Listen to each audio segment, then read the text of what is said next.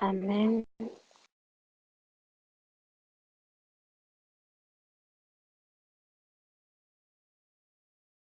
Amen.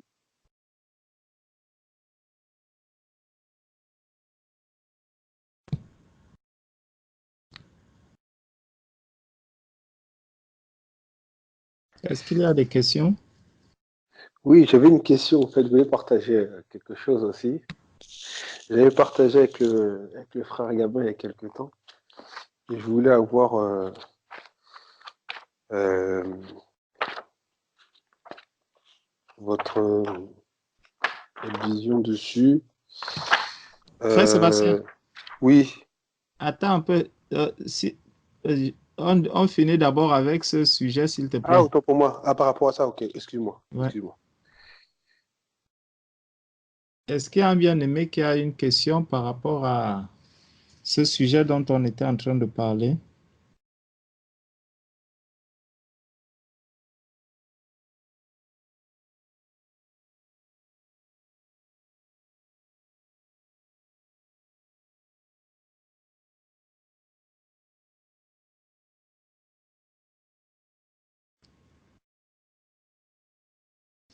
Ok.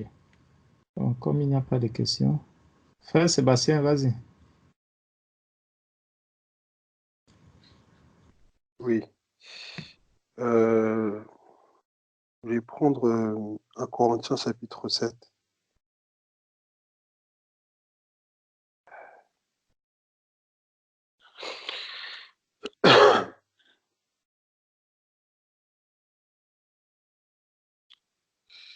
Euh,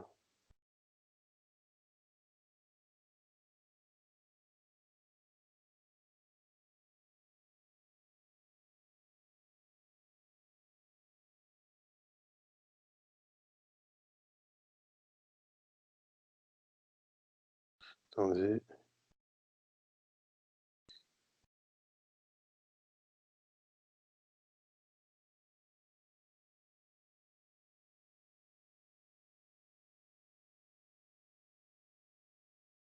Ouais, je prends à partir du verset 34. Non, pas de verset, excusez-moi, pas de verset 34. Voilà, non, attends, à partir du verset, je vais prendre 37. Mais celui qui prit une ferme résolution sans contrainte et avec l'exercice de sa propre volonté et qui a décidé en son cœur de garder sa fille vierge, cela fait bien. Ainsi, celui qui marie sa fille fait bien, et celui qui ne la marie pas fait mieux. Euh,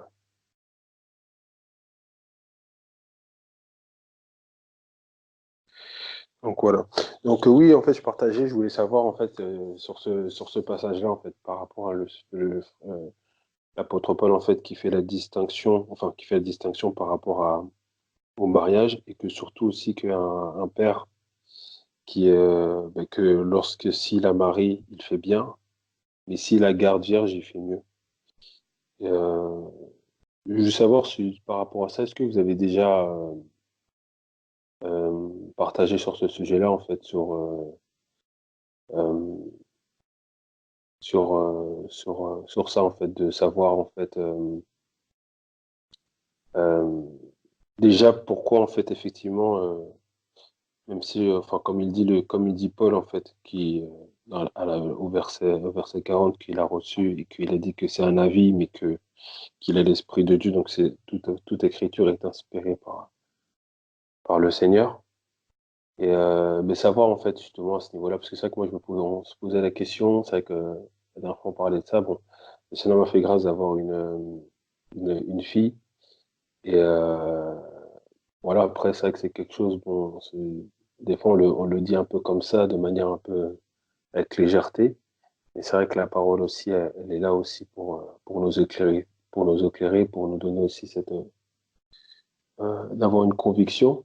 Je voulais savoir si, voilà, sur ce sujet-là, si vous avez déjà partagé, en fait, sur le point, en fait, par exemple, si un bien-aimé a une fille, mais de la garder, en fait, et de ne pas la marier, Euh, donc voilà, je voulais savoir en fait si vous avez déjà partagé sur ce sujet-là ou pas. En tout cas, moi, je dis ça, c'est parce que c'est vrai que, que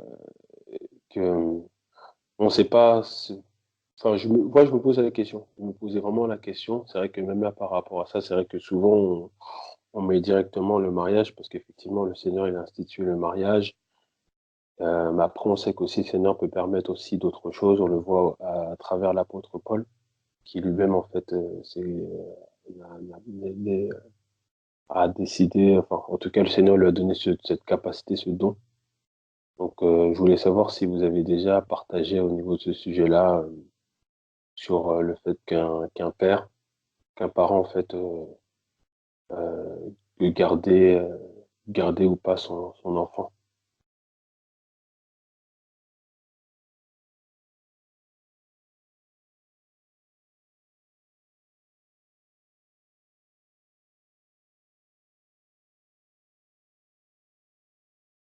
Et si vous-même aussi, parce que du coup, je sais qu'aussi certains d'entre vous ont des enfants, des filles, si vous-même aussi, c'est quelque chose qui vous avez déjà pensé aussi à ça, et est-ce que le Seigneur vous a communiqué quelque chose, bon, bien que là, peut-être c'est pas encore, on n'est pas encore à peut-être certains ne sont pas encore à ce stade-là, parce que du coup, c'est de jeunes filles, mais est-ce que c'est quelque chose aussi, vous, que,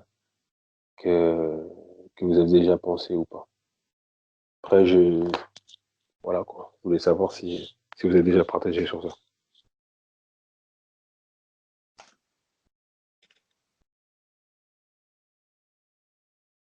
Je ne crois pas qu'on ait déjà eu à creuser davantage sur la question, Euh, mais on l'avait abordé un peu, bon, on l'avait effleuré, tu veux, en discutant avec nos jeunes sœurs. On avait effleuré cette partie-là. Et donc, ce que j'avais compris, moi, dans ce passage-ci, c'est que pris comme ça de manière isolée, euh, pris comme ça de manière isolée, euh, peut être contraire même à la volonté du Seigneur, parce que euh, le papa, certes, c'est écrit avec l'exercice de sa propre volonté, peut décider de garder sa fille vierge. Mais de l'autre côté, on sait aussi que quand quelqu'un se convertit au Seigneur, il accepte Jésus-Christ comme son Seigneur, donc il n'a plus sa volonté propre. Sa volonté, même s'il a une volonté, il doit d'abord aller la soumettre au Seigneur. Et c'est lorsque le Seigneur valide que cette volonté-là peut être vraiment prise en compte. Donc le Seigneur peut ne pas valider ta volonté. Donc, de là, déjà, on peut donc se poser la question, si quelqu'un décide par l'exercice de sa propre volonté de garder sa fille vierge, il y a quand même une validation qu'il doit demander au Seigneur, parce que ce n'est pas forcément l'avis du Seigneur. Bon, et c'est quelque chose qu'il doit soumettre dans la prière au Seigneur.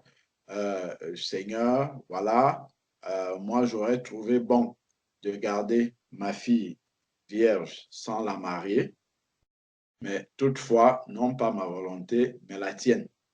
Donc, je crois déjà que de manière normale, c'est comme ça qu'un enfant de Dieu, qui est le père d'une fille, doit pouvoir procéder dans ce genre de situation. Bon, en procédant maintenant comme ça, dans ce genre de situation, si nous prenons toujours dans 1 Corinthiens,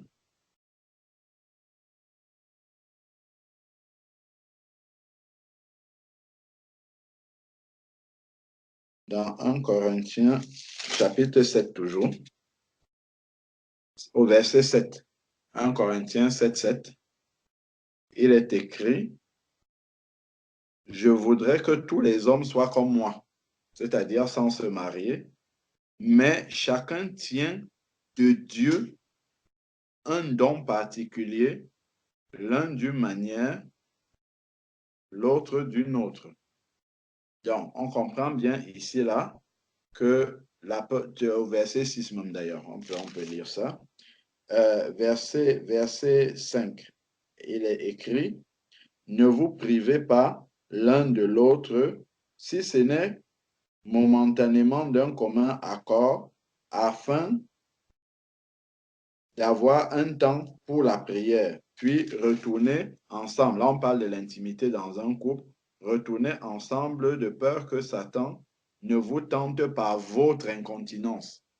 Et ensuite, maintenant, il dit, je dis cela comme une concession, non comme un ordre. Je voudrais ensuite que les hommes, ce que nous venons de lire, que les hommes soient comme moi, c'est-à-dire sans se marier, mais chacun tient de Dieu un don particulier, l'un d'une manière et l'autre d'une autre. Donc, on comprend en fait que l'apôtre, lui, il est en train de nous dire que il veut que les hommes soient comme lui, mais lui, il a reçu un don de Dieu d'être comme ça. Et le don dont il parle, c'est ce qui est écrit au-dessus là. C'est le don de la continence. Donc, pour pouvoir être comme lui, il faut avoir reçu de Dieu le don de la continence. Et donc, ce que moi je comprends lorsque je regarde le verset 37, c'est qu'un père peut souhaiter garder sa fille comme ça, mais comme c'est non pas sa volonté personnelle, mais celle de Dieu, il doit pouvoir la soumettre dans la prière au Seigneur, et la validation maintenant du Seigneur viendra par le don de la continence à la jeune fille. Parce que ça ne peut pas être une contrainte. C'est-à-dire que, imaginons qu'une jeune fille a l'incontinence que tous les hommes normaux ont, parce que celui qui ne l'a pas, c'est un don en fait qu'il a reçu de Dieu. Donc, si la jeune fille a l'incontinence comme tout le monde et que son père décide de manière unilatérale, bah, toi, tu ne vas pas te marier alors qu'elle n'a pas reçu ce don-là, là, on serait, c'est-à-dire que le Seigneur encouragerait quelque chose qui n'est pas tenable du tout. Donc, il doit vraiment, enfin, de ma compréhension, avoir, certes, il y a un souhait de la part du papa. Ensuite, maintenant, même en discuter avec l'enfant, parce que rien ne doit être imposé, en discuter avec la fille. Si maintenant déjà la fille aspire aussi à la même chose, ça c'est vraiment pour éviter de mettre un joug sur la personne. C'est pour que ça se fasse de manière spirituelle, hein, parce qu'après, on peut prendre la parole de Dieu comme ça, à la lettre, c'est écrit, bon, sinon la lettre tue, mais c'est l'esprit qui vivifie. On prend, c'est écrit, le père, à l'éveil l'exercice de sa propre volonté, allez, bap, je dis, allez, toi, ma fille, là, moi, aucun homme ici, je n'accepte pas. Et puis, non. Là, on va mettre la fille dans un esclavage. Là, on n'est plus à l'époque de la loi, c'est fini ça. C'est écrit dans la parole de Dieu que là où est l'esprit, là est la liberté. Si le Fils t'a franchi, tu seras réellement libre. La fille aussi est un enfant de Dieu. Donc, elle est libre dans le Seigneur. Donc, elle ne doit pas subir une pression quelconque de la part de son papa par rapport à cela. Donc, pour ma part, pour que cette parole-là puisse être mise en pratique vraiment de manière spirituelle, si le papa a ce désir-là dans son cœur, il doit en discuter avec la fille. Si la fille est aussi consentante pour cela, pour que ça se fasse dans l'esprit et non pas forcer la volonté de quelqu'un, parce qu'elle a reçu aussi une liberté de la part du Seigneur qu'elle doit pouvoir exercer. Donc, s'ils s'entendent par rapport à ça, maintenant, le sujet doit être soumis au Seigneur dans la prière. Et si le Seigneur valide la demande du père et de la fille, ça va se manifester nécessairement par le don de la continence. Parce que quand Dieu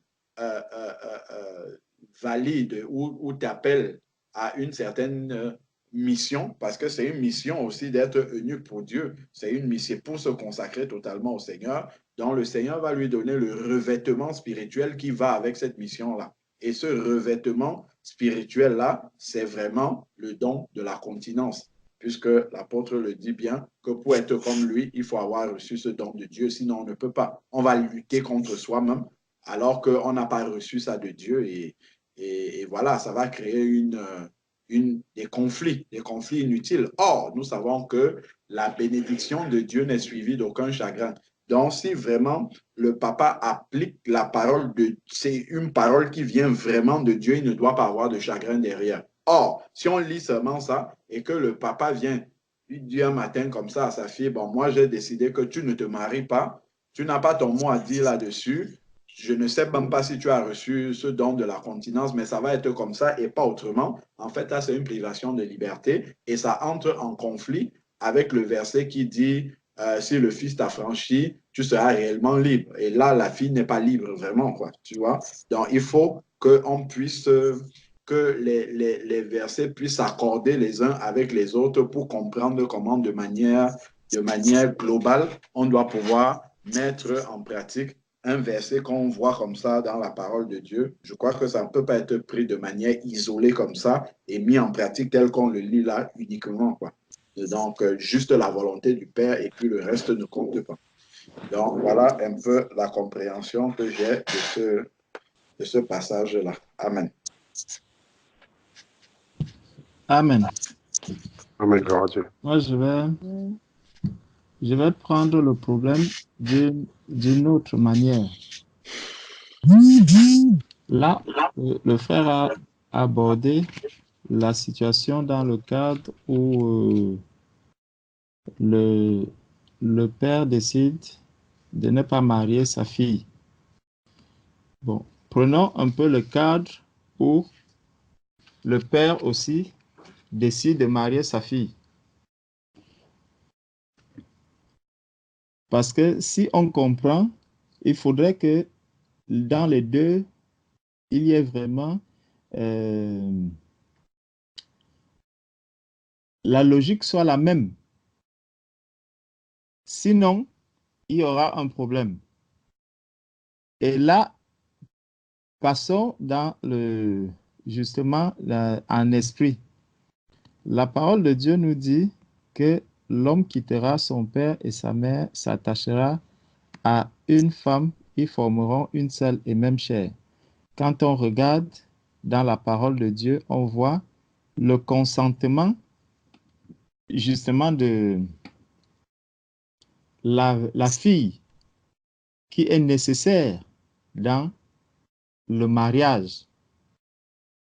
Et si nous prenons la relation entre Christ et l'Église, on se rend compte que le Seigneur dit quelque chose dans Romains 10, verset 9. Il dit, si tu confesses de ta bouche et si tu crois dans ton cœur que Dieu l'a ressuscité de mort, tu seras sauvé. Donc, tu seras sauvé, ça veut dire tu passes de la mort à la vie. Donc, tu rentres maintenant dans le corps du Christ.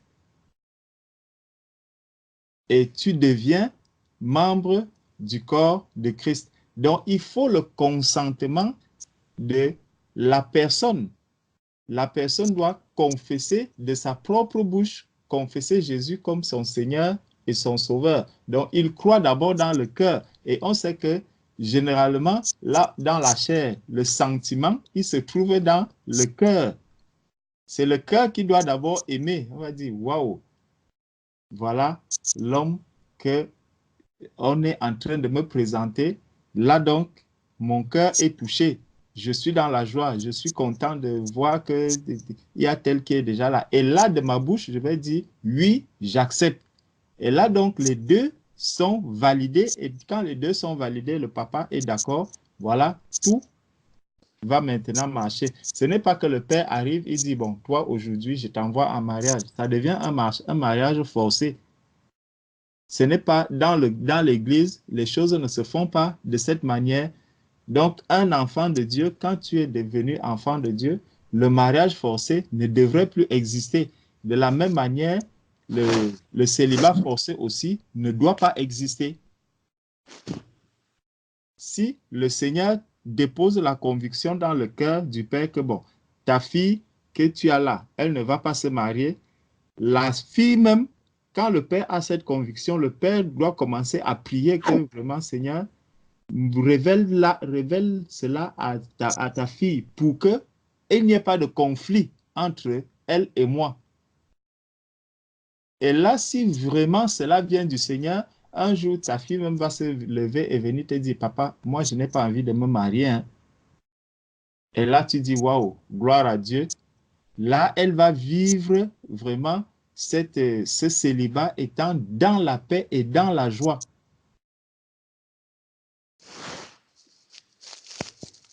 Et juste pour, il y a justement une situation, je peux dire, qui étonne une famille au milieu de nous. C'est une sœur, je ne vous donnerai pas le nom. Et un jour, justement, on était en train de partager chez elle. Et puis, toute sa famille était unanime en disant, mais non, il faut qu'elle trouve un mari, il faut qu'elle cherche un mari, il faut... Mais la sœur est restée carrée. Elle a dit, non, je ne vous ai pas dit que je voulais me marier. La sœur est là, elle est là. Ce n'est pas que quelqu'un lui demande de ne pas se marier ou quoi que ce soit. Non, mais la sœur, et elle est tranquille, elle vit pleinement sa vie dans le Seigneur. Hein. Donc, ce n'est pas quelque chose qui est impossible, frère. C'est quelque chose de bien possible. Mais quand le Seigneur dépose cette conviction-là dans le cœur, en tout cas, je ne sais pas si c'est le Seigneur qui lui a déposé ça dans le cœur, mais vraiment, la famille de la sœur est là. Il se demande, mais comment une jeune fille comme toi arrive? Mais ce n'est pas un problème pour la sœur. Donc, Dieu peut faire tout. Faisons simplement confiance au Seigneur. Et ne forçons rien. Amen. Amen.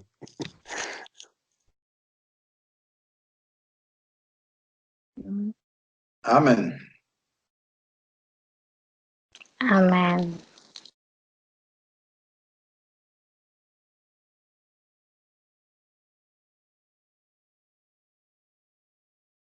Amen.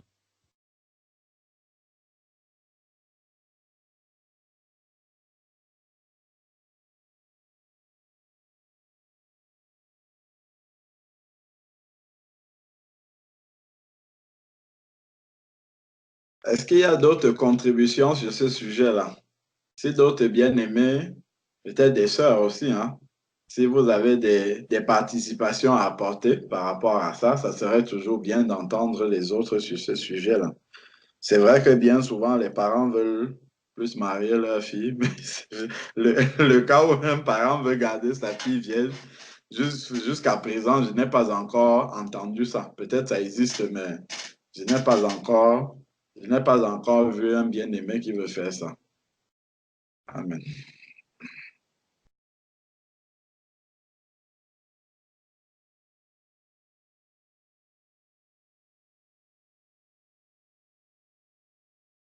Amen.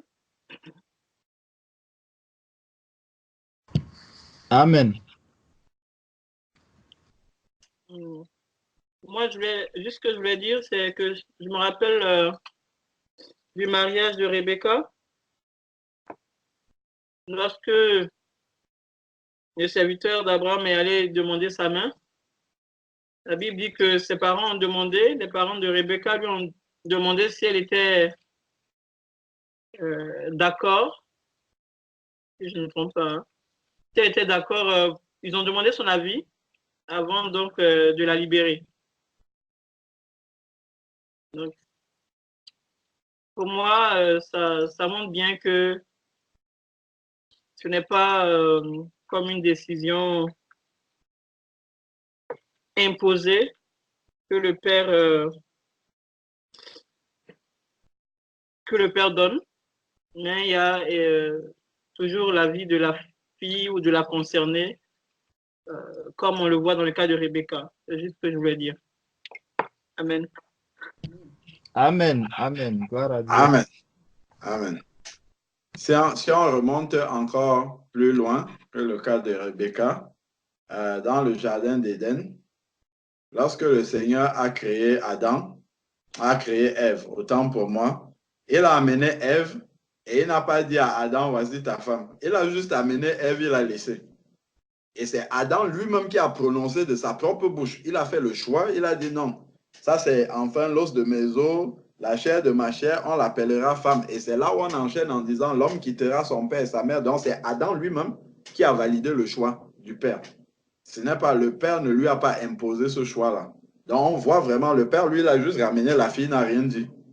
Et le fils a accepté cette femme-là. Et ça doit pouvoir se faire dans les deux sens. Donc, on voit vraiment que la vie des conjoints, en fait, est prise en compte. Et ça, d'ailleurs, ça se voit aussi dans le domaine spirituel.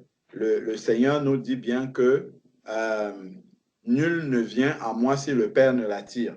Donc, le Père est le Père du marié. Et donc, comme Dieu a amené Ève à Adam, ben, de la même manière, il attire les âmes à Christ, le Père. Mais une fois que Dieu t'attire, il y a ta volonté qui est prise en compte. Il faut que tu acceptes Jésus comme Seigneur et Sauveur. Dieu peut t'attirer. D'ailleurs, Dieu attire tous les hommes, puisqu'il veut que tous les hommes soient sauvés. Mais est-ce que c'est tout le monde qui dit oui? Ben, il y en a, Dieu les attire, Dieu sauve quelqu'un de 8 cancers, mais il persiste et signe de ne pas accepter Dieu comme sauveur. Dieu peut faire tout pour attirer une âme à lui. Cette âme-là dit non, moi je n'accepte pas ça et elle ne va pas accepter.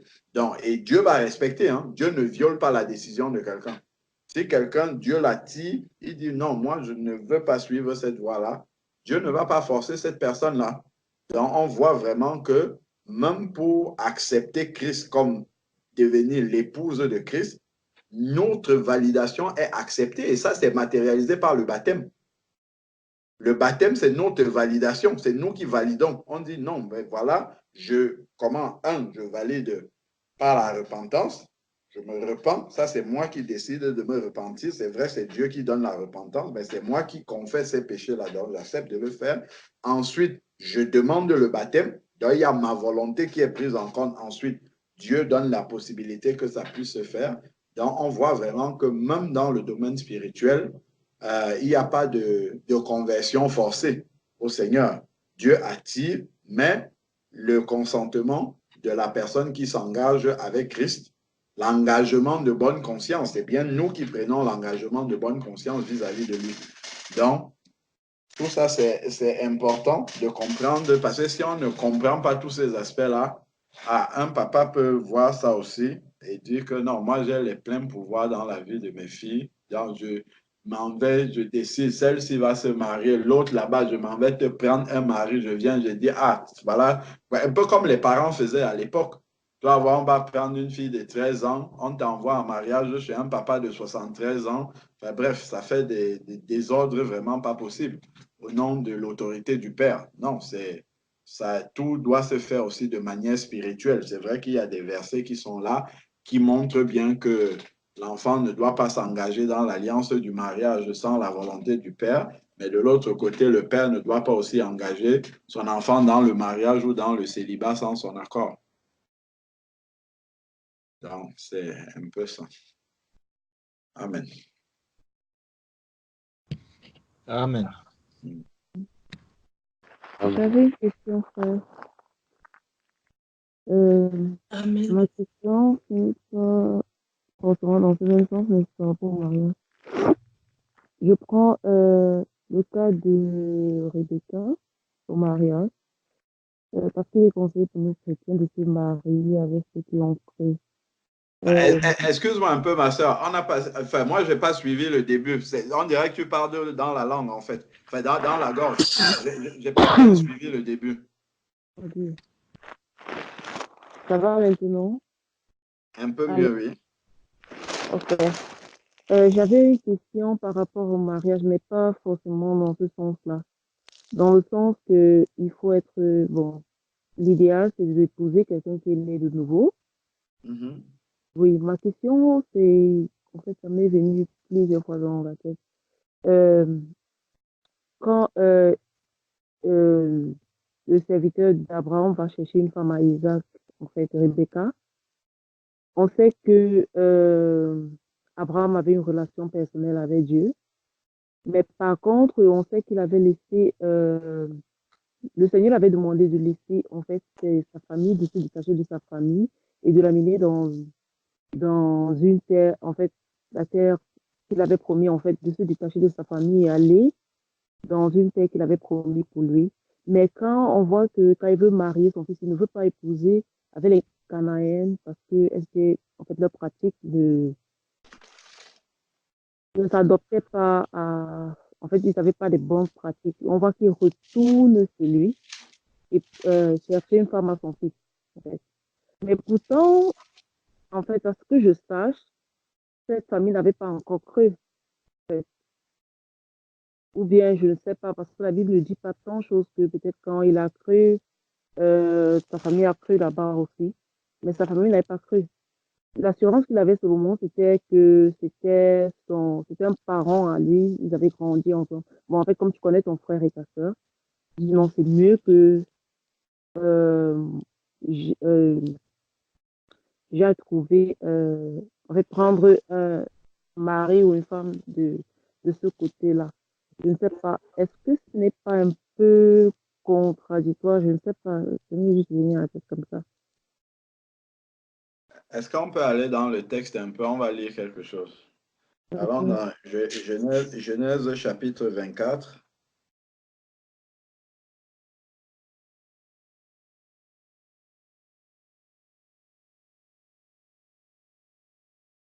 Je lis ou bien? Non, je vais lire. Je vais lire un passage précis. Donc, si on prend à partir du verset 47, Genèse 24, à partir du verset 47, il est écrit, donc c'est le serviteur d'Abraham qui raconte, je lui ai dit, de qui es-tu la fille? Elle a répondu, je suis la fille de Bethuel, la petite fille de Nacor et de Milca. J'ai mis l'anneau à son nez et les bracelets à ses poignets. Puis je me suis incliné et prosterné devant l'Éternel. Et j'ai béni l'Éternel, le Dieu de mon Seigneur Abraham, qui m'a fidèlement conduit à prendre la fille du frère de mon Seigneur pour son fils. Maintenant, si vous voulez agir avec bienveillance et fidélité envers mon Seigneur, déclarez-le-moi. Sinon, déclarez-le-moi, je retournerai à droite ou à gauche. Laban et Bethuel répondirent en ces termes. Cette affaire vient de l'Éternel. Nous ne pouvons rien te dire pour ou contre. Rebecca est là devant toi. Prends-la et va, et qu'elle devienne la femme du fils de ton Seigneur, comme l'Éternel l'a dit.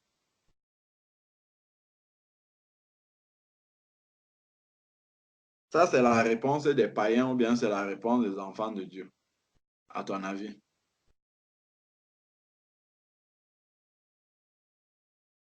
À mon avis, c'est la volonté de Dieu. Non, Mais je ne parle pas de la volonté, je dis la réponse. Parce qu'on a dit ici, verset 50, Laban et Bethuel répondit en ces termes, cette affaire vient de l'Éternel. Nous ne pouvons rien te dire pour ou contre. Rebecca est là devant toi, prends-la et va, et qu'elle devienne la femme du fils de ton Seigneur, comme l'Éternel l'a dit. Je vais tourner la question d'une autre façon. Est-ce que l'Éternel dont ils sont en train de parler ici est étranger pour Laban et Bethuel? Tel qu'il parle là, selon toi, est-ce que c'est un Dieu étranger pour eux? Je vais répondre en deux volets. Je peux? Oui, non, vas-y, vas-y. Le premier volet, c'est que si on retourne encore plus bas, je peux pas vous préciser le chapitre. Quand l'Éternel avait parlé à Abraham, d'abord, ses frères étaient au courant. Ils étaient au courant de ce qui s'était passé, qu'il parlait à un Dieu qui est très puissant, que eux ils ne connaissaient pas. Étant donné aussi que il a raconté son voyage ici, il a dit ce que l'Éternel avait fait et tout, et qui s'est avéré très vrai. Moi, je pense que c'était la volonté de Dieu. Forcément, ça ne veut pas dire que Laban avait cru. En fait, c'est comme ça que moi, je comprends.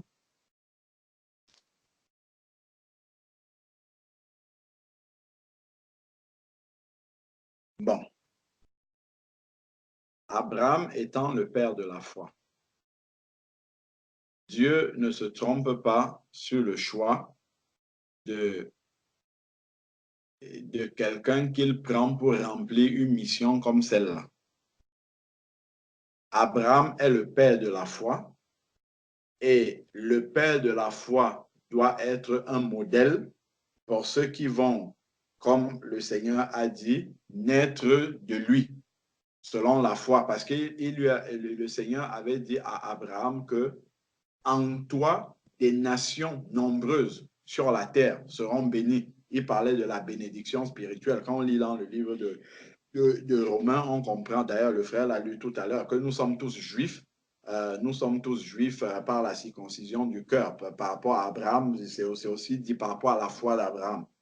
Donc, Dieu ne peut pas conduire le père de la foi à pouvoir agir comme un païen, en fait, sur quelque chose d'aussi essentiel que le mariage.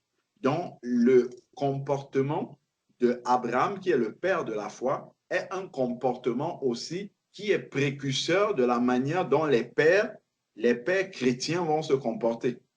Donc, quand il envoie chercher, la famille spirituelle n'existait pas encore. Donc, Dieu montre au travers de la famille charnelle ce qui arrivera dans le domaine spirituel plus tard, quand on sera dans la foi en Abraham, mais dans le domaine spirituel.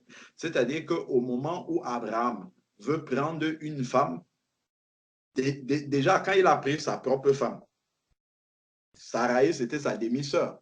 Donc, il a pris sa femme dans sa famille, selon la chair. C'est pour nous montrer, c'est en signe précurseur que lorsque un enfant de Dieu va vouloir se marier, il ne va pas chercher dans une autre famille, il cherche dans la famille chrétienne. C'est au milieu des enfants de Dieu. C'est pour ça que Sarai, c'était la demi-sœur d'Abraham. Ça préfigurait le fait qu'un enfant de Dieu ne doit pas sortir. Ensuite, maintenant, Abraham, au moment de marier son enfant, pareillement, il a envoyé chercher dans sa famille, selon la chair. Mais ça, c'était comment dire, c'était un signe précurseur que quand un père va chercher une femme pour son enfant, un père chrétien plus tard, il va chercher dans la famille chrétienne.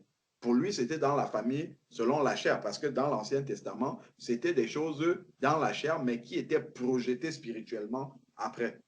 Et maintenant, même quand on lit dans les paroles que Laban et Bethuel sont en train de donner, donc on voit, en fait, c'est vrai que Térak, le père d'Abraham, avait les faux dieux et tout ça, mais dans le langage qu'ils sont en train de parler là, moi, de ce que je lis, c'est quand ils parlent de l'Éternel, vraiment, moi, je comprends que c'est un Dieu qui se sont appropriés. Ce n'est pas comme un Dieu, l'Éternel de ton Seigneur ou bien le Dieu de ton Seigneur. Non. Là, quand moi je lis, comme l'Éternel l'a dit, c'est ça, ça me montre clairement, en fait, que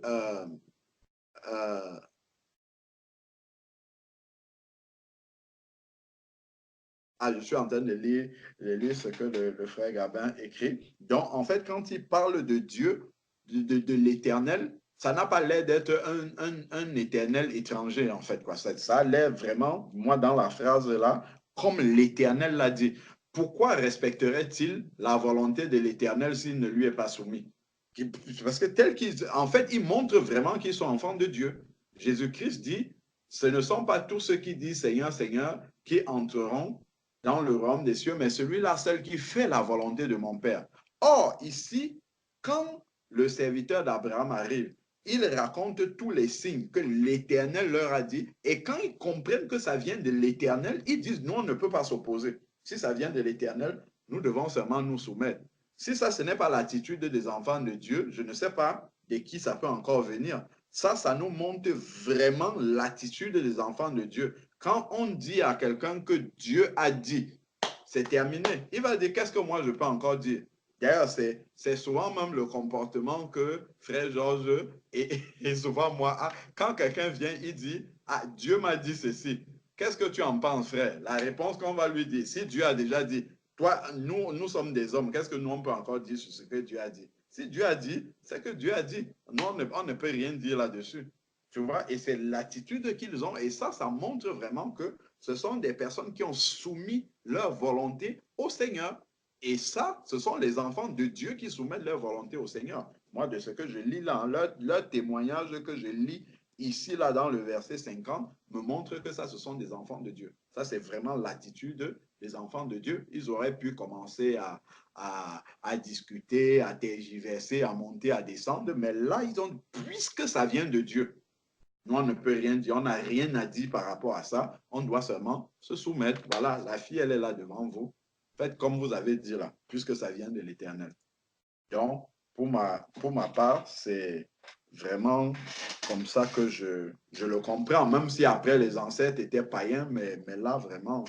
Et Abraham étant l'ami de Dieu, on avait eu un partage ici sur l'ami de Dieu. Ce n'est pas dit, mais je crois que ce n'est déjà la manière dont Abraham a envoyé son serviteur.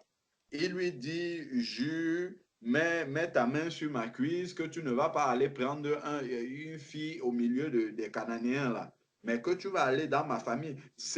On comprend, vu la relation que Abraham avait avec Dieu, Dieu a dû révéler à Abraham que c'est dans ta famille là-bas que tu dois aller chercher. C'était la volonté de Dieu, mais Dieu ne pouvait pas envoyer aussi, sachant qu'il voulait établir une alliance avec Abraham, Isaac et Jacob, il ne pouvait pas aller permettre que la femme d'Isaac soit prise au milieu des païens. Non, pas du tout. Au contraire, Dieu a, par révélation, demandé à Abraham d'envoyer justement chercher sa femme au milieu de sa famille parce qu'entre-temps, eux aussi, ils ont accepté le Dieu d'Abraham, certainement par le témoignage d'Abraham, parce qu'ils ont vu ce qui s'est passé avec Abraham. Entre-temps, ils ont compris que non. Abraham, là, qui était parti, là, il sert le vrai Dieu. Et Dieu a dû se révéler à eux, parce que là, ils n'ont pas l'air de découvrir l'Éternel. Ils ne posent même pas la question sur cet Éternel-là. On dirait vraiment que c'est l'Éternel que eux aussi, ils connaissent désormais.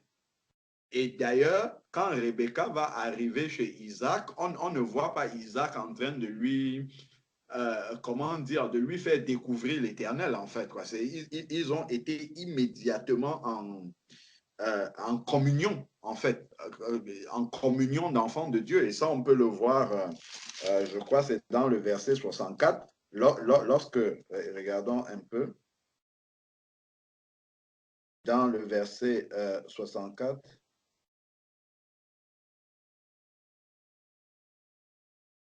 le soir, verset 63. Un soir, Isaac était sorti pour méditer dans la campagne. Et méditer, ce sont les enfants de Dieu qui méditent. Donc ça, c'est un enfant de Dieu. Il leva les yeux et vit des chameaux qui arrivaient. Rebecca leva aussi les yeux et vit Isaac. Sauta en bas du chameau et dit au serviteur, qui est cet homme dans la campagne qui vient à notre rencontre? Le serviteur répondit, c'est mon Seigneur. Alors, elle prit son voile et se couvrit. Le serviteur raconta à Isaac tout ce qu'il avait fait. Comment peut-elle prendre son voile pour se couvrir? On dira c'est la tradition. Non. tout, c'est pas par hasard. En fait, Dieu ne fait pas les choses au hasard. S'il était allé prendre une fille païenne, la fille païenne cananéenne ne peut pas réagir comme ça. C'est en préfiguration de l'Église. En fait, quand elle voit le mari, elle pose sur la tête la marque de l'autorité dont elle dépend.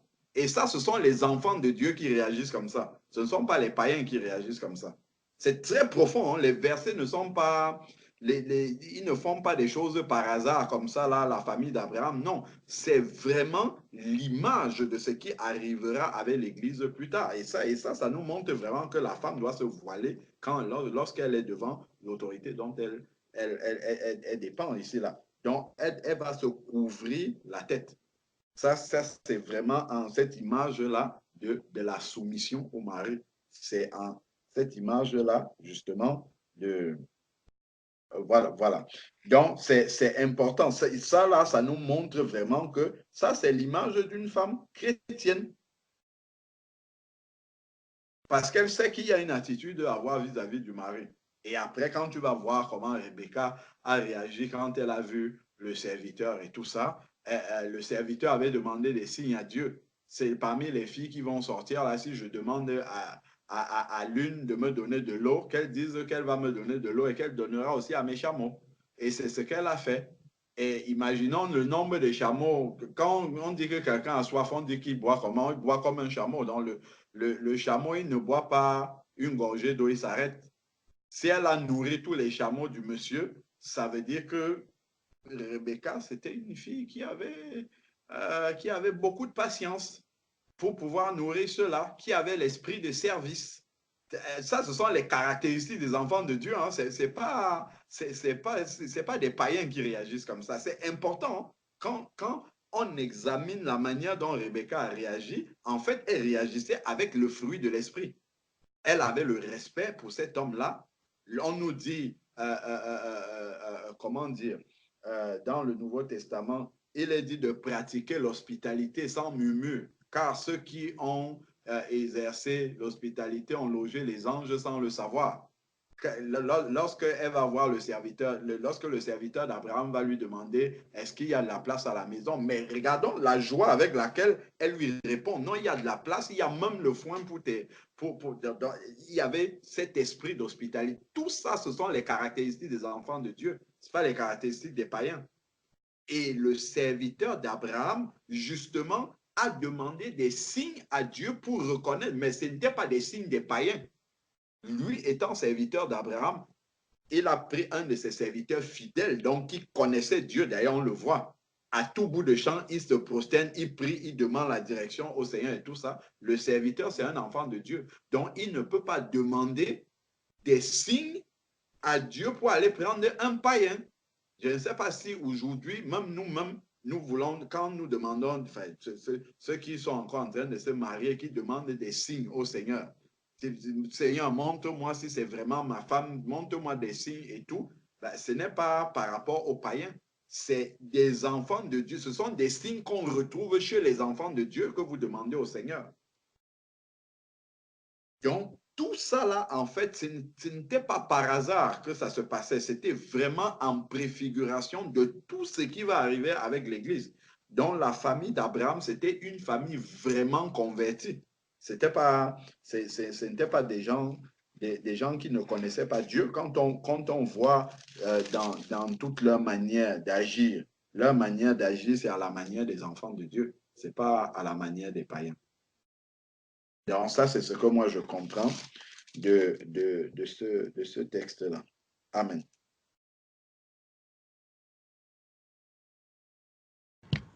Amen. Si je peux aussi ajouter quelque chose, c'est que vraiment,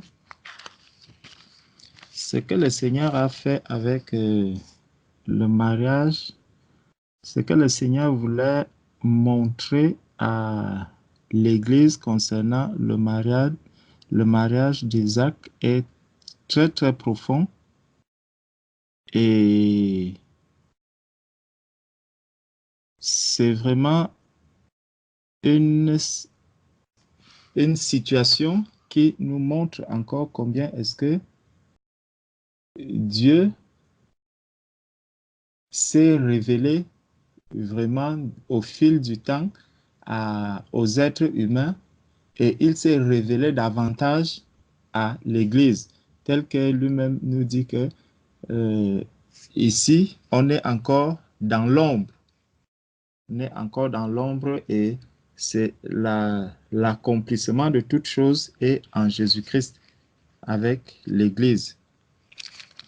Quand on regarde un peu la manière dont les choses se sont passées dans le jardin d'Éden, on voit Dieu qui est le Père. Il crée Adam et Ève, il les met dans le jardin d'Éden. Il vient les visiter dans la communion, ils sont dans la communion. Et puis à un moment donné, lorsque le péché arrive, Dieu va s'éloigner d'Adam et Ève et il met les chérubins. De la même manière, le Seigneur commence à nous montrer un peu comment est-ce que Abraham aussi, il est avec sa famille et puis le Seigneur l'appelle. À un moment, il lui dit, quitte ta famille. Dieu était avec Adam et Ève régulièrement. Dieu s'est éloigné d'Adam et Ève, mais il ne les a pas laissés comme ça. Il a mis les chérubins dans le jardin d'Éden et il a couvert Adam et Ève avec la peau. Donc, il ne les a pas laissés nus. Il ne les a pas laissés nus et ils sont restés sans le fait de couvrir Adam et Ève permettait que Adam et Ève ne puissent pas rester dans la situation où ils étaient, dans une situation d'inconfort, où ils se cachaient régulièrement. Donc, ils ont reçu la liberté, ils ont été affranchis par le Seigneur. Lorsque le Seigneur est venu couvrir l'image vraiment de l'affranchissement avec les vêtements de peau. Donc, ça représentait le Saint-Esprit un peu que nous devrions avoir dans la nouvelle alliance. Et on revoit la même chose.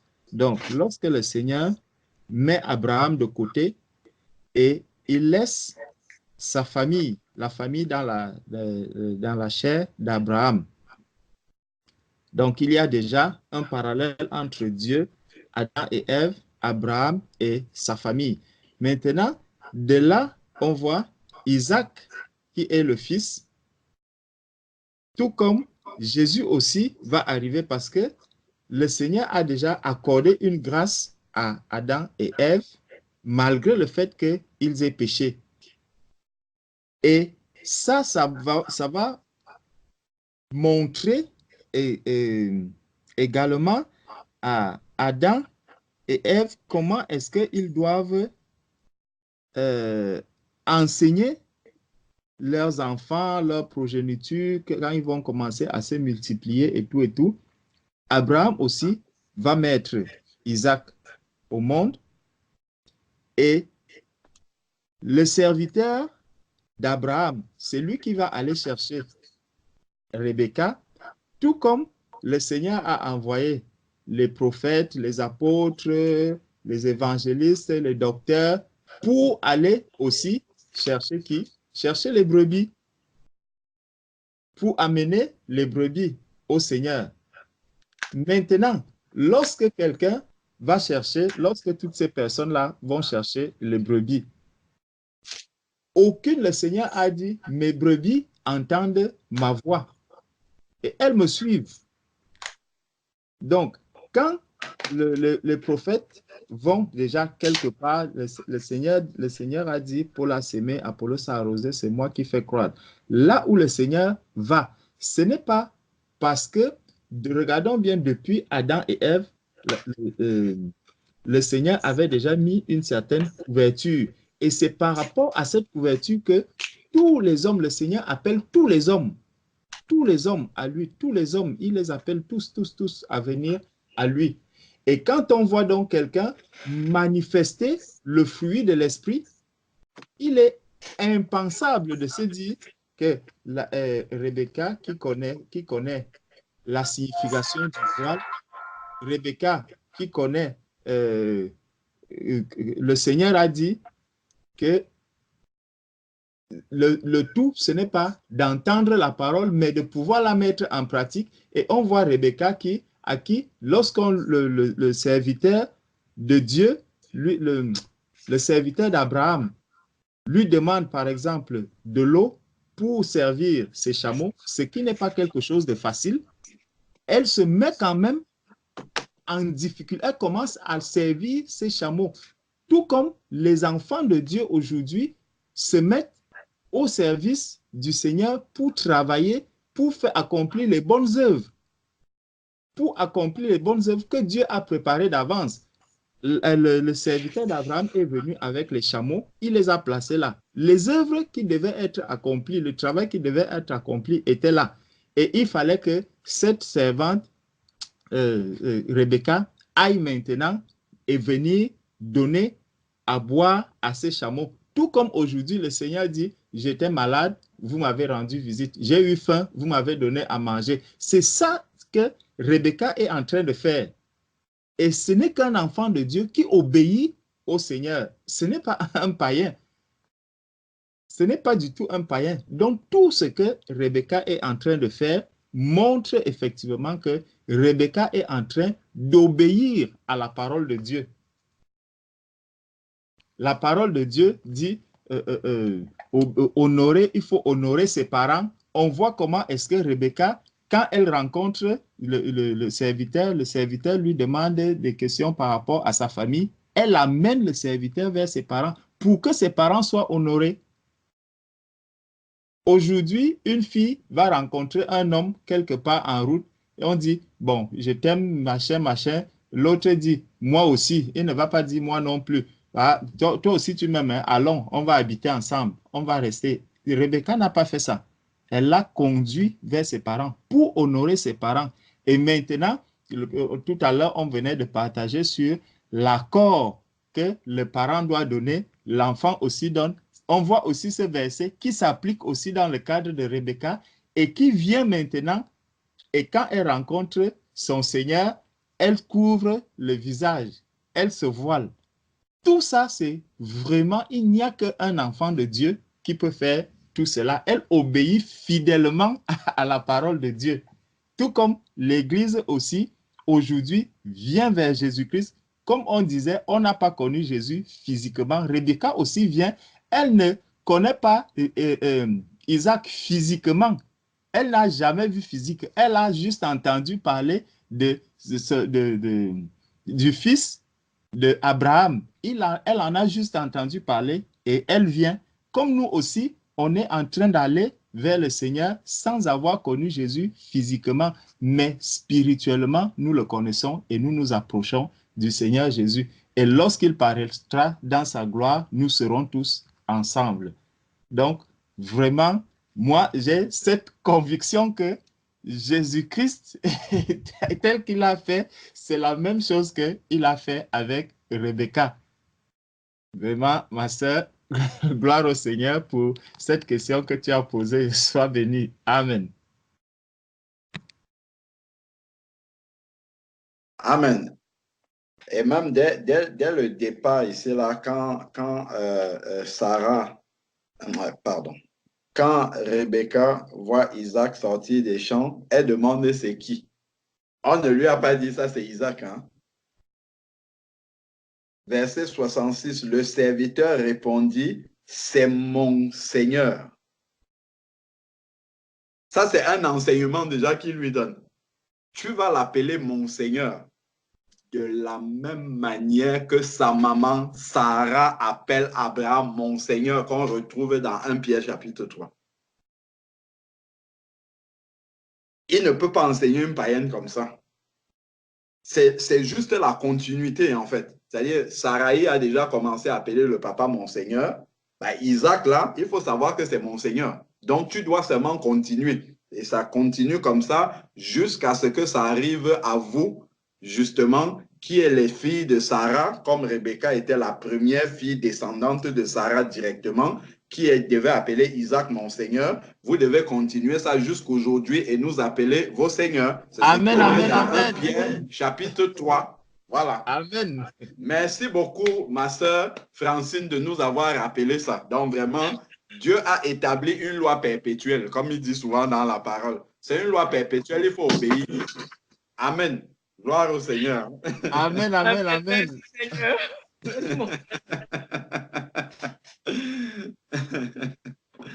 Gloire à Dieu. Il ne faut pas rompre la chaîne. Hein. Il faut continuer. Ça doit continuer. Amen. Amen.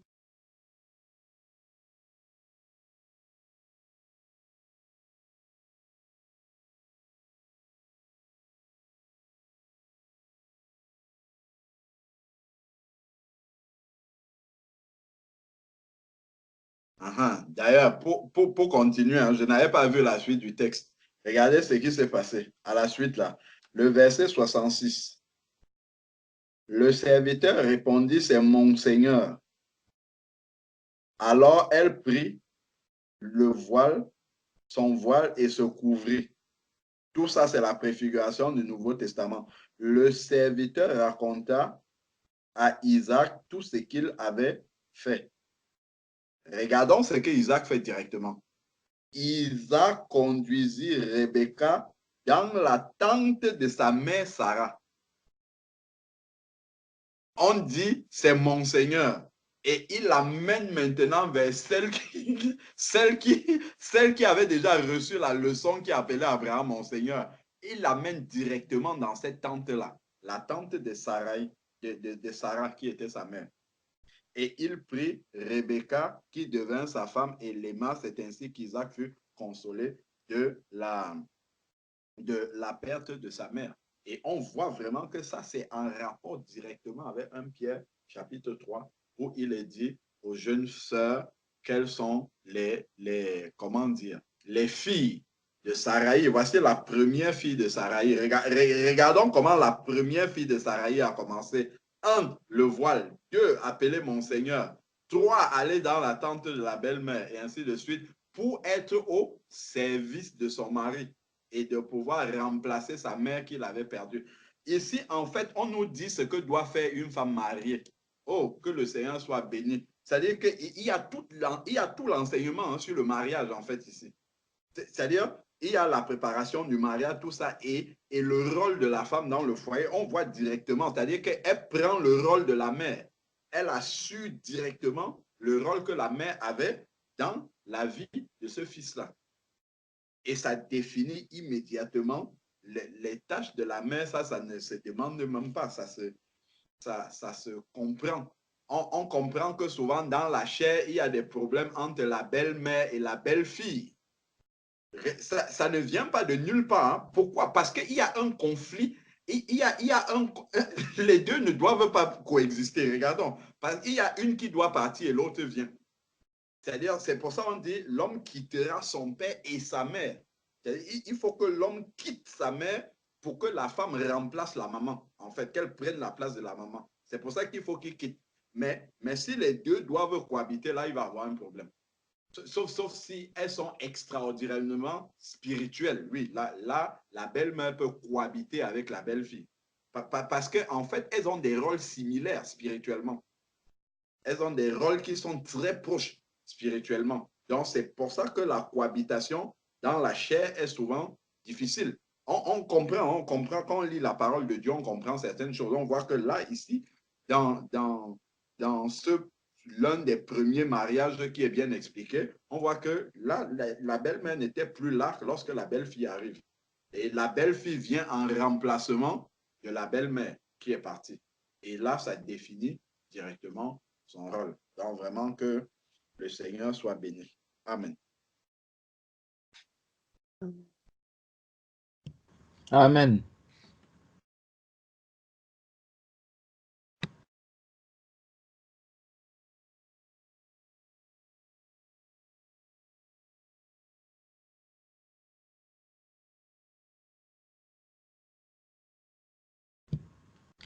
J'avais encore une autre question.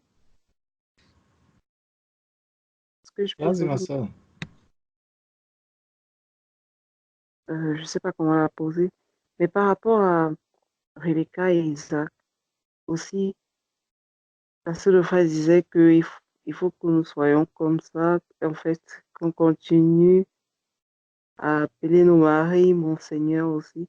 Mais il faut aussi que l'homme aussi ait une grande foi aussi, en fait, en passant. Parce que mon Seigneur ne peut pas venir aussi si le Seigneur aussi n'exerce pas aussi cette, je sais pas, en fait, cette capacité que Abraham ou Isaac avait aussi. En fait, ça, c'était entre parenthèses. Maintenant, ma question, c'est euh, les signes que le serviteur d'Abraham a demandé. Parce qu'il y a des gens, parfois, ils veulent s'appliquer au même signe. Est-ce que c'est la même chose que tu vas, en fait, qu'un homme, peut-être un jeune homme, s'il veut épouser une femme, va appliquer aujourd'hui? Amen.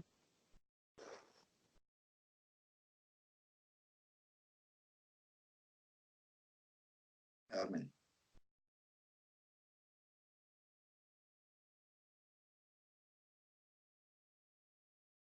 Je peux répondre au premier volet de la question. Il faudrait que l'homme soit aussi comme Abraham et ayant une grande foi. Je dirais que dans l'idéal, c'est oui, pour que ça soit facilité. Mais la parole de Dieu dit autre chose. Ça, c'est par rapport à mon intelligence, à moi, que je dis, logiquement, ça devrait être oui, il faudrait. Mais regardons ce qui est écrit dans la parole. 1 Pierre chapitre 3.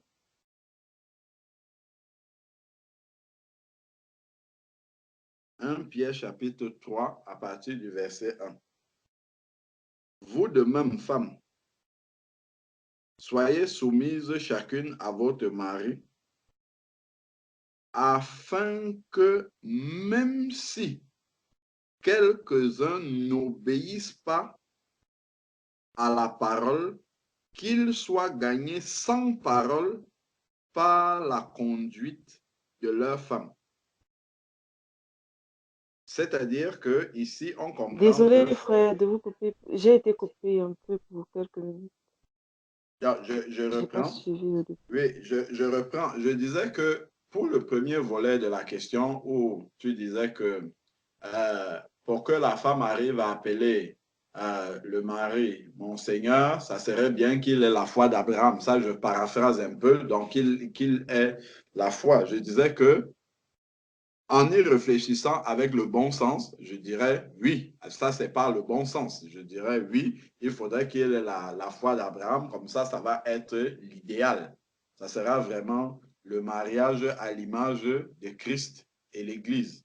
Mais ce n'est pas une condition, en fait. C'est ce que je voulais lire là par rapport à la parole. Ce n'est pas une condition. Et ça, dans 1 Pierre 3, il est écrit, vous de même femme, soyez soumises chacune à votre mari, afin que si quelques-uns n'obéissent pas à la parole, qu'ils soient gagnés sans parole par la conduite de leur femme.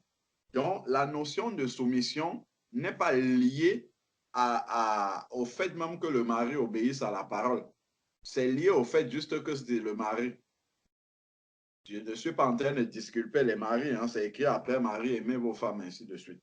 Mais on voit bien que, en fait, ici, même pour un mari qui n'obéit pas à la parole, le rôle de mari que Dieu lui a donné, comme c'est assimilé au rôle du Seigneur parce qu'il y a au moins un conjoint qui est converti, qui est la femme, et donc qui représente l'Église. Cette soumission-là doit être là.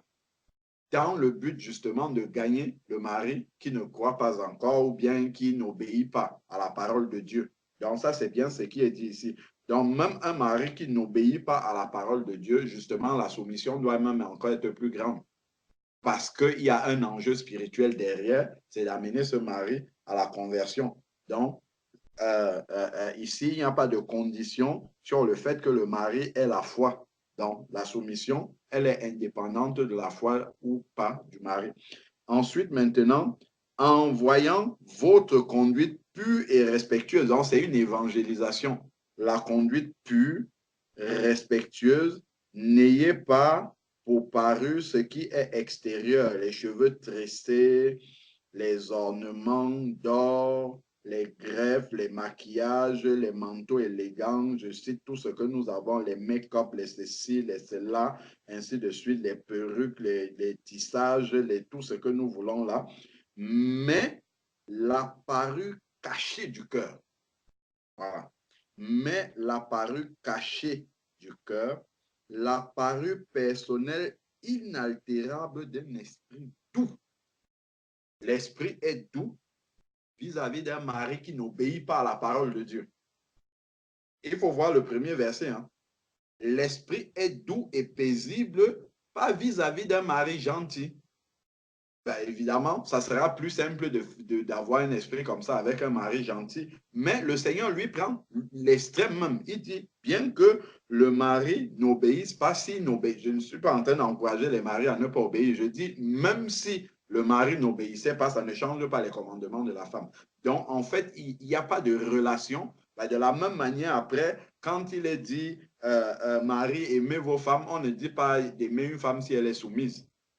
Le mari doit aimer sa femme, point à la ligne.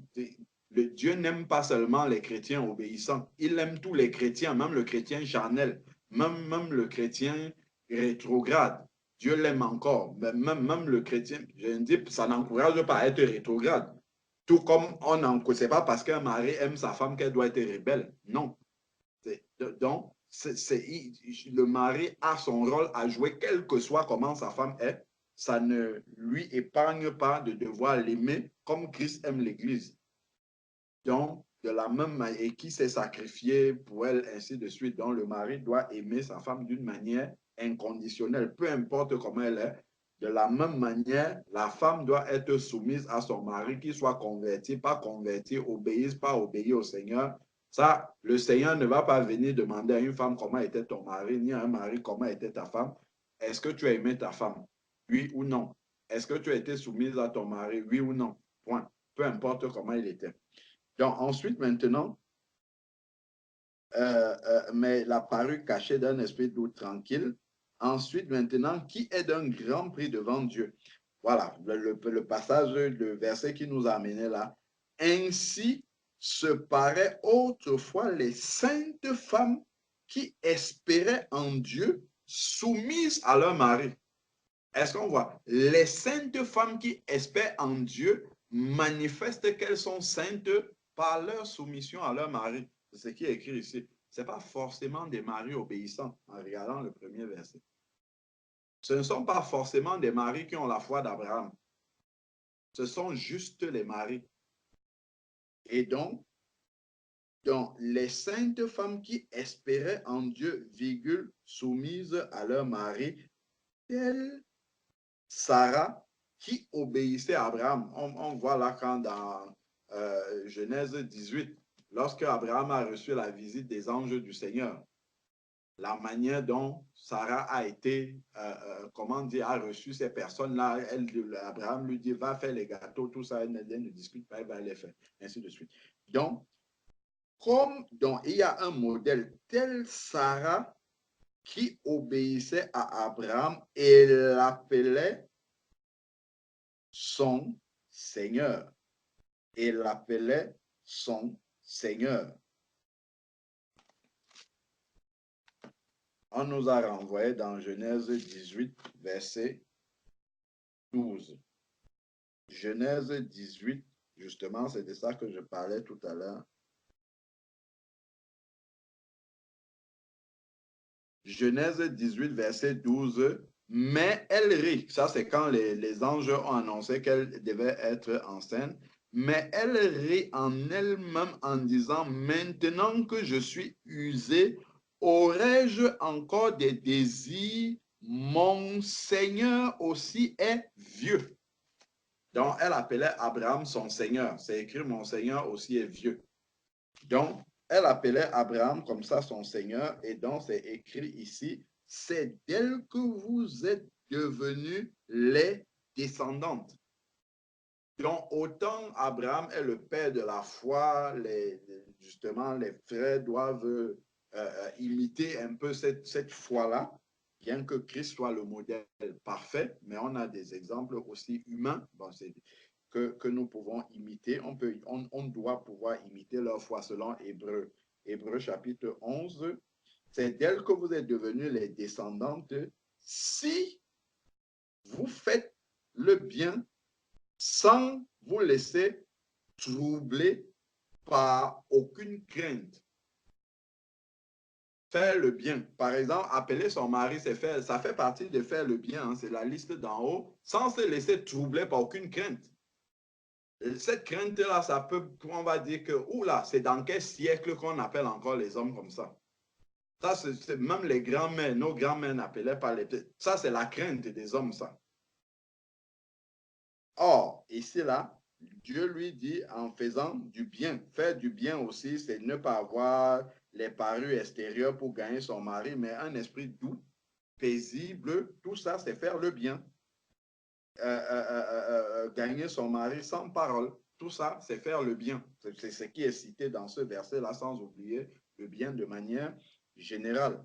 Et donc, ici, là, on nous dit bien, descendant de Saraï qui appelait son mari Seigneur, alors qu'au début, on nous dit afin que ceux qui n'obéissent pas, donc même un mari païen,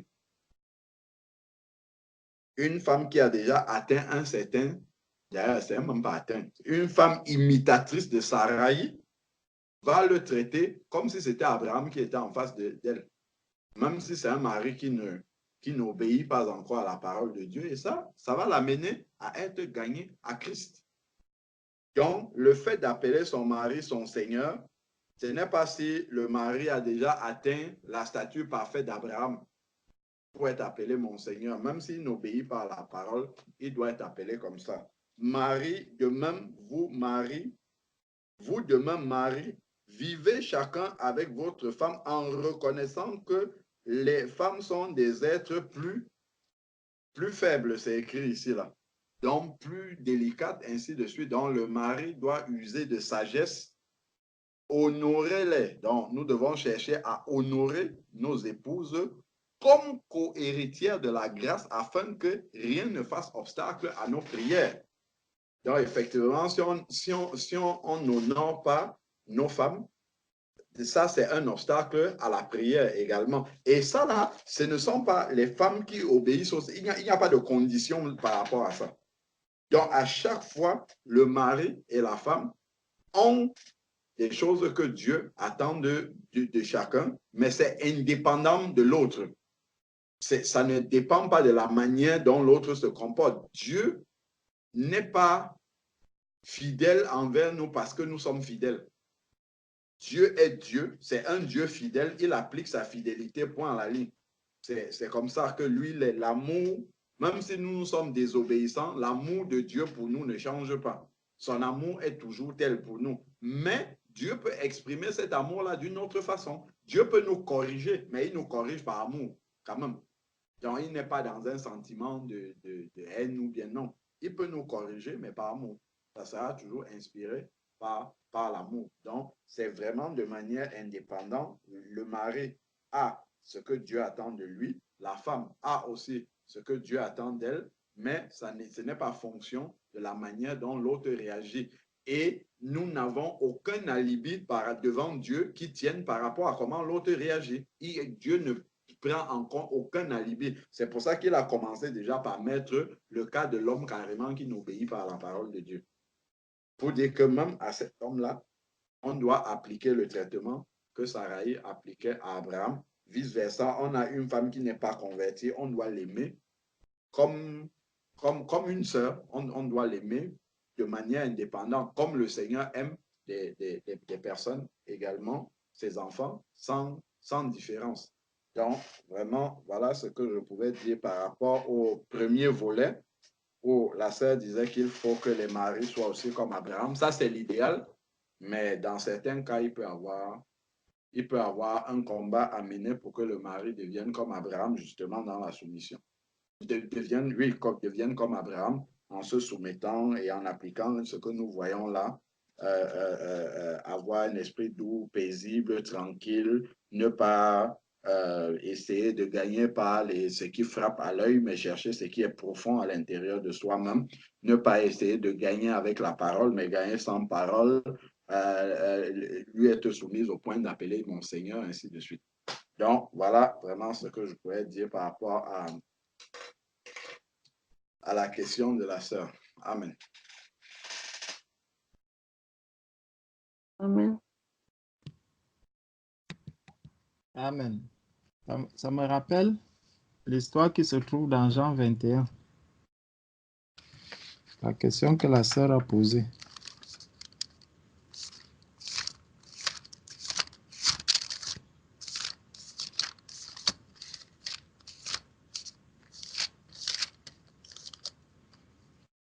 Jean 21.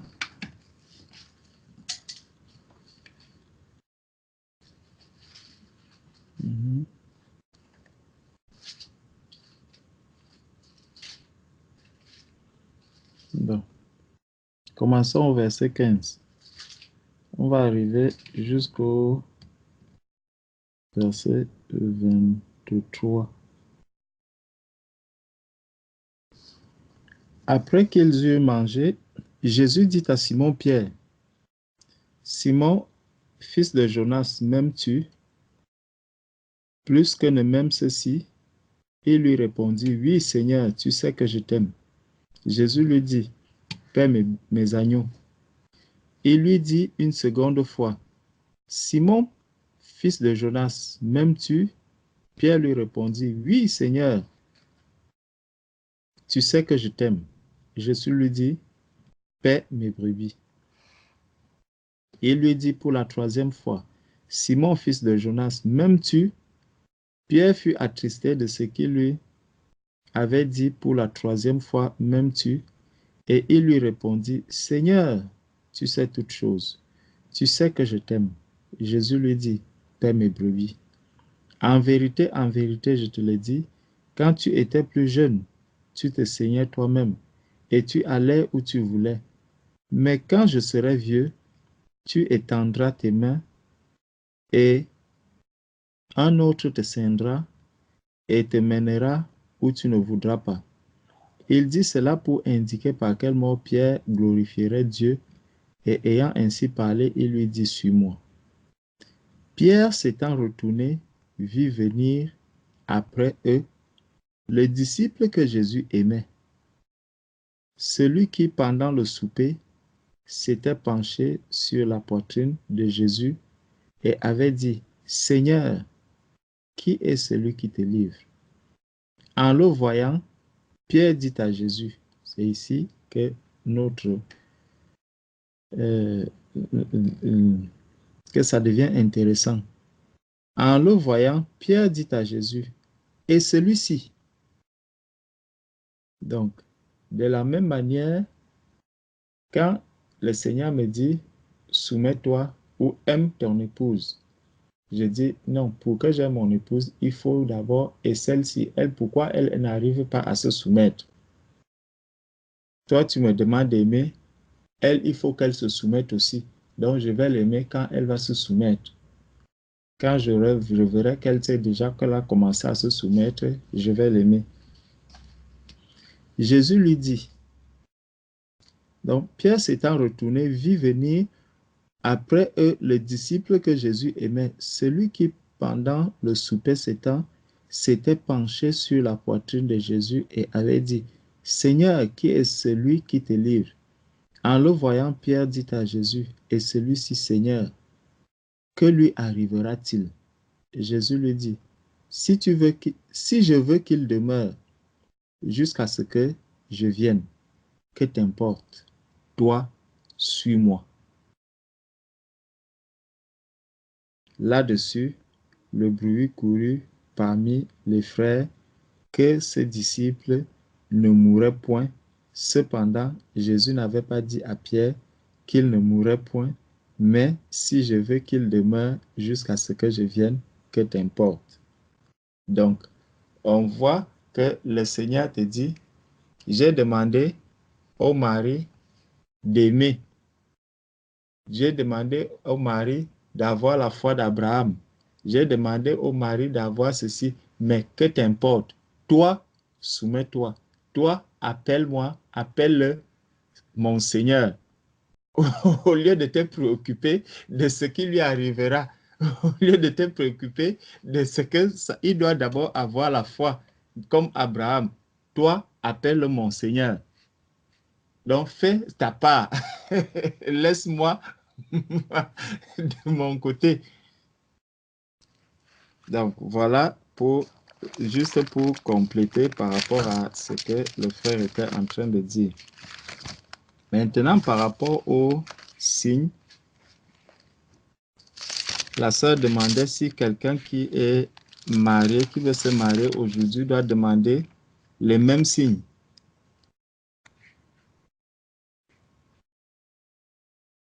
C'est ça? Oui, frère, bon, je dis pas les mêmes, c'est parce que il y a les gens qui ont peut-être déjà des enfants, ils veulent se marier. Il y a des gens, en fait, il y a beaucoup de trucs qui varient.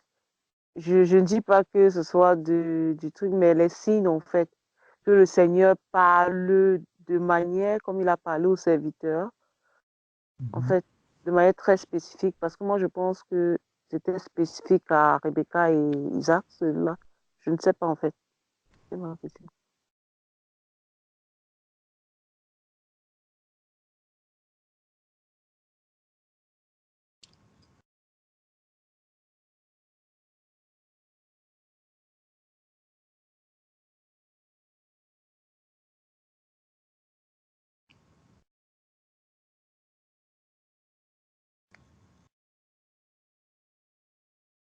Allô, je ne sais pas si j'ai bien posé ma question, frère. Oui, oui, oui. Ça veut dire que, est-ce que,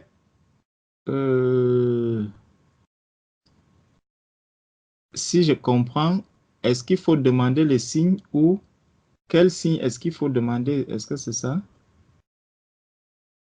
Non. Est-ce qu'il faudra avoir les mêmes signes? Que En fait, Rebecca? oui, parce que moi, je me dis peut-être que le signe de Rebecca et Isaac était spécifique à eux. Est-ce que les signes doivent être de la même manière? En fait, je ne sais pas trop. Parce que définitivement, il faut prier et demander l'accord au Seigneur. Mais je parlais de signes. Est-ce que vraiment on doit se caler aux signes, aux mêmes signes? Bon, c'est vrai qu'on n'a pas beaucoup de chameaux ces temps-ci pour les abreuver, mais d'autres signes, parce que c'était un peu spécifique dans leur contexte, la manière que le serviteur d'Abraham a demandé les signes. Je ne sais pas si ma question est bien posée bien. Je ne sais pas trop. Bon. La question, par rapport à la question des signes,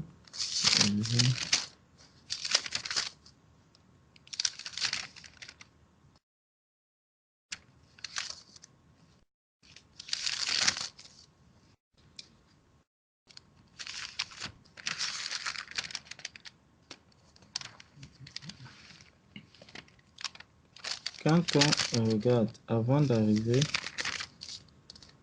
au niveau des...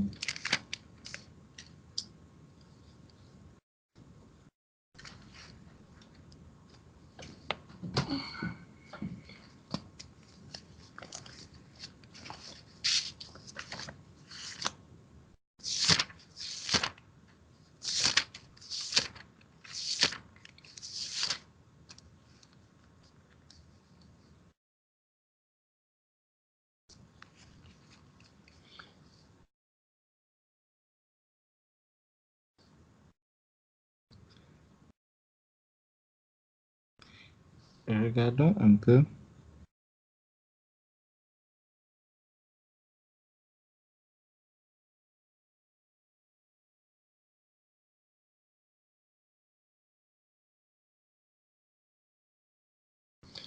Bon. Avant d'arriver au signe, qu'est-ce qui va pousser qu'est-ce qui va pousser d'abord le serviteur à demander le signe? Le serviteur n'a pas commencé seulement par les signes. Ça, c'est la première chose. C'est que lorsque la question du mariage se pose, avant d'arriver aux signes et tout le reste, il faut d'abord commencer par Dieu. C'est par Dieu qu'il faut d'abord commencer.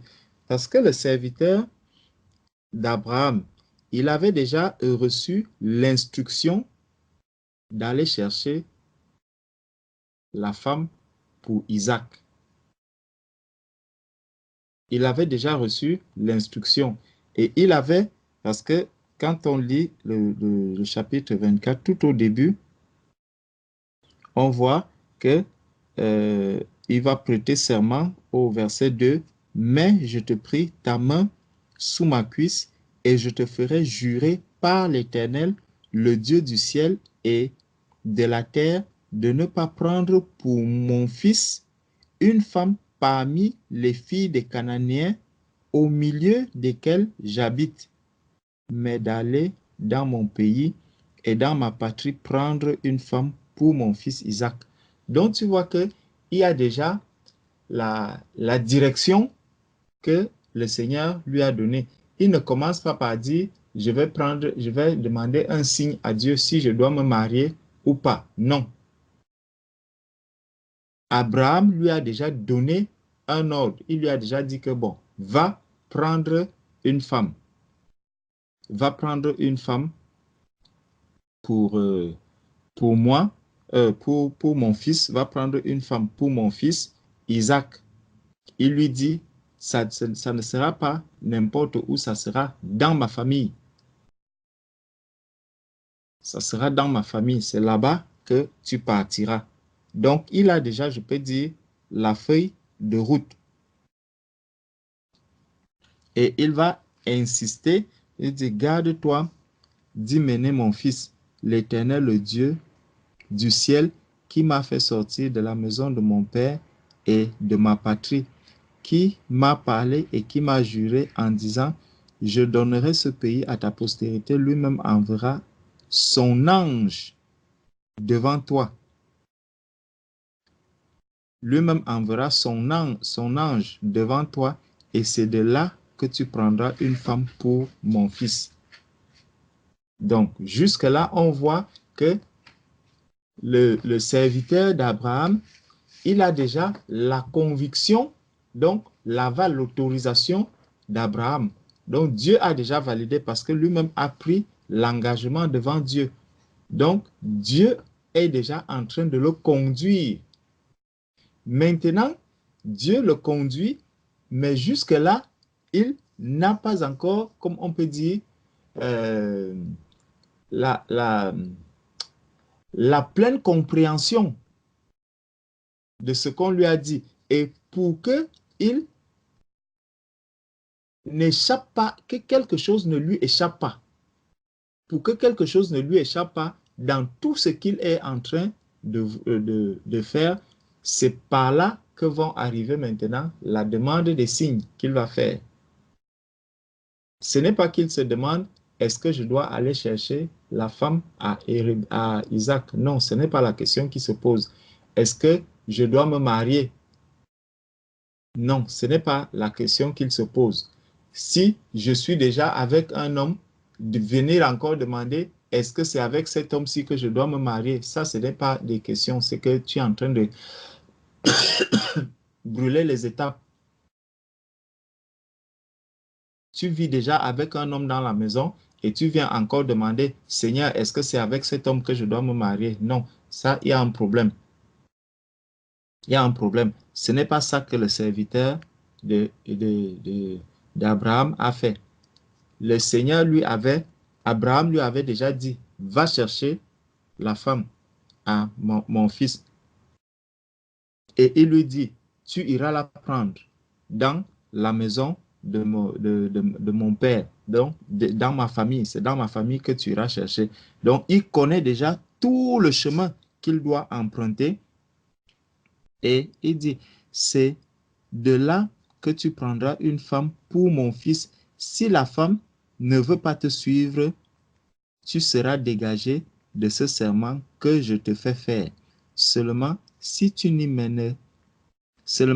mèneras pas mon fils, le serviteur mit sa main sous la cuisse d'Abraham, son Seigneur, et lui jura d'observer ces choses.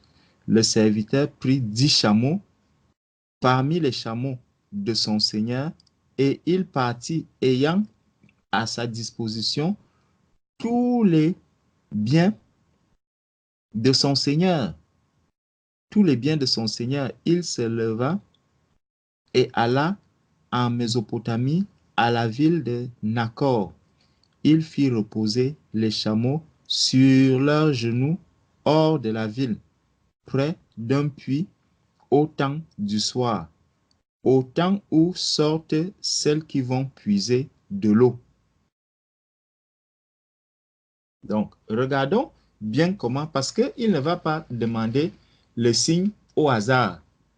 Il ne va pas dire que, bon, voilà, je suis avec... c'est différent de quelqu'un qui va dire, je suis avec un homme, on a déjà fait 3 enfants, et puis tu commences à dire, Seigneur, vraiment, montre-moi si cet homme est mon mari, montre-moi si cet homme est ceci. Non, on lui a donné, Abraham lui a bien dit que si cette femme ne vient pas, tu seras dégagé. Donc, si tu es déjà dans une situation d'adultère et que c'est là que tu commences à demander, Seigneur, est-ce que c'est vraiment mon mari? Est-ce que c'est vraiment mon mari? Non, tu n'es plus dans ce cas-ci. Tu n'es plus du tout dans ce cas. Il faudrait que tu sois dans les conditions où Isaac était là. Bon, maintenant, il va donc dire, et on voit qu'il a déjà marché avec les chameaux. Il a marché avec les chameaux ont déjà soif et tout et tout.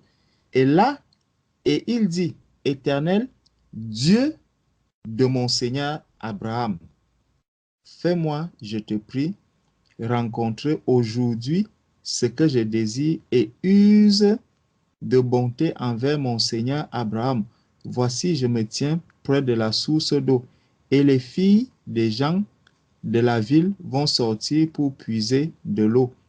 Que la jeune fille à laquelle je dirai, penche ta cruche, je te prie, pour que je boive, et qui répondra, bois, et je donnerai aussi à boire à tes chameaux, soit celle que tu as destinée à ton serviteur Isaac. Donc, soit tu vas dire, Seigneur, vraiment que cet homme avec lequel je ne sais même pas, déjà même en tant qu'enfant de Dieu, quand tu es déjà dans une situation de fornication, parce que si on n'est pas marié, on est dans la fornication. Si tu es dans une situation de fornication,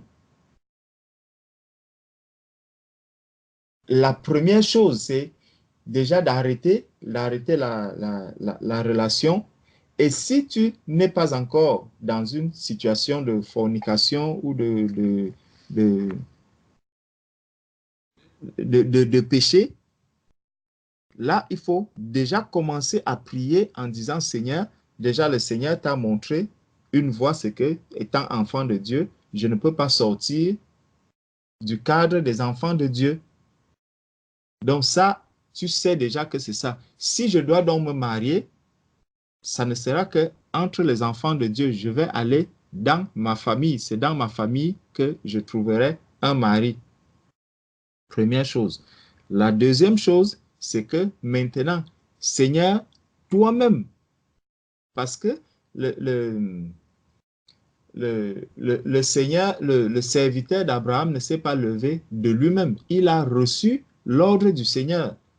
Donc, prie donc pour que le Seigneur te montre vers qui est-ce que tu dois te tourner. Souvent, beaucoup de personnes font quoi? Ils arrivent, ils voient peut-être une fille ou un garçon, ils commencent déjà à aimer la personne dans le cœur et Comme elle l'aime dans le cœur, elle commence donc à prier que Seigneur, montre-moi si c'est cet homme qui est mon mari. Faux, ce n'est pas ça. Le serviteur d'Abraham est parti. Il ne savait pas quelle est la femme qu'il devait rencontrer. Il ne connaissait pas Rebecca. Il ne la connaissait pas.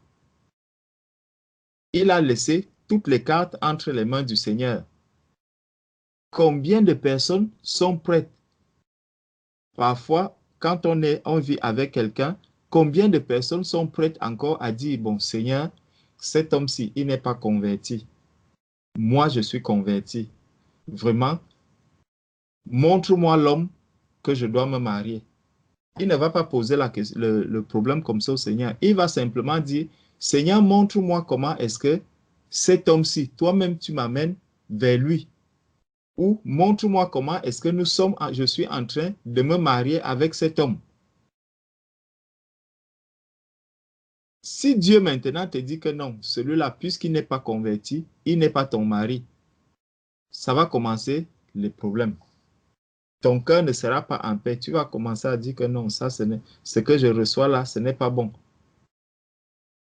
Demande donc le signe en disant, Seigneur, comme il n'est pas converti, je saurai que c'est mon mari s'il se convertit.